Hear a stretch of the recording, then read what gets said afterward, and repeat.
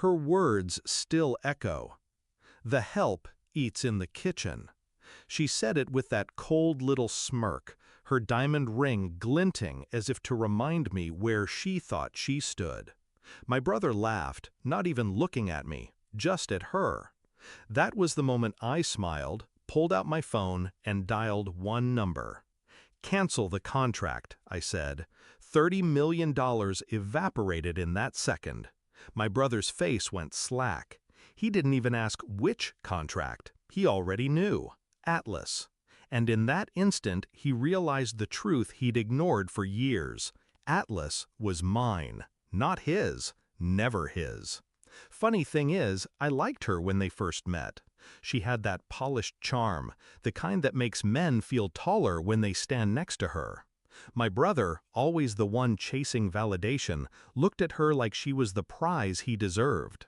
He introduced us at dinner, proud. She kissed my cheek and called me the quiet one. I smiled and poured her wine. What she didn't know was that every deal, every dollar, every brick that built Atlas had run through my hands. My brother had the name, I had the power. That was our arrangement. He got to shine in public. I pulled the strings in silence. And she? She thought she was marrying the king.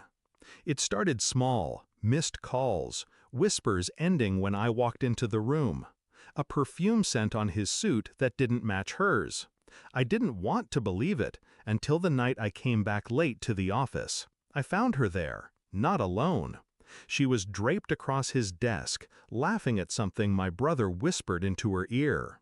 Not my brother, his partner, the man I trusted enough to give a seat at the table. I froze in the doorway. They didn't see me. Her laugh was sharp, cutting, victorious. That was the moment the sting of betrayal turned cold in my veins. I didn't rage, didn't storm in. I simply closed the door quietly. And I started planning. Revenge is wasted on impulse. People scream, break things, beg for explanations. That only gives the betrayer power. I gave them silence. For weeks I played the role they expected, the quiet brother, the overlooked partner, the loyal fool. I let them believe I was blind. But behind that mask, I was carving out the truth. I studied bank transfers. I traced every shell account she was siphoning money through. I mapped every meeting where my brother covered for her. Piece by piece, their empire of deceit became mine to dismantle. The first move was clean. I cut his access to Atlas's financials, citing compliance. He didn't notice. He thought I was tightening controls. The second move, I courted his investors. Quiet dinners, careful words. I planted seeds of doubt about his judgment, about her influence. They didn't need much convincing. Their money had always trusted my steadiness more than his showmanship. The third move was personal. I invited her to lunch, just her and me. She arrived in silk, smug, dripping with confidence. She thought I was going to beg her not to ruin my brother. She ordered champagne before I sat down. And when the waiter poured, I leaned in and said, "I know." Just 2 words. Her hand trembled against the glass. I let the silence choke her. Then I smiled, paid the bill, and left. That was all it took. She started unraveling. Which brings us back to that night. Dinner at my brother's house. He raised a toast, bragging about Atlas landing a $30 million contract.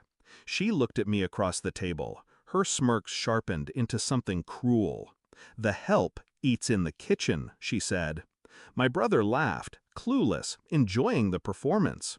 That was when I made the call. Cancel the contract. The room went still. My brother blinked, then shook his head, trying to play it off. But the panic was already spreading across his face. "You can't," he whispered. I met his eyes. I already did. It was like watching a man drown in real time.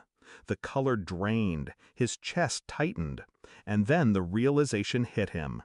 Atlas was mine. His name was nothing. His signature meant nothing. He looked at her, but she was already standing, jaw tight, realizing she'd backed the wrong brother. That was the sweetest part, watching them both calculate and come up short. I didn't shout, didn't gloat.